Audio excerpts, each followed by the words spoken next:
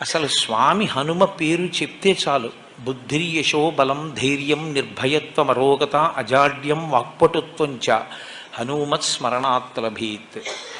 హనుమని స్మరించినంత మాత్రం చేత, హనుమకి నమస్కరించి హనుమని సేవించినంత మాత్రం చేత హనుమ యొక్క గొప్పతనం ఎక్కడుందంటే అజాడ్యం. ఆయనని సేవించినటువంటి వారికి జాడ్యము పోతుంది. జాడ్యము అంటే జడత్వము.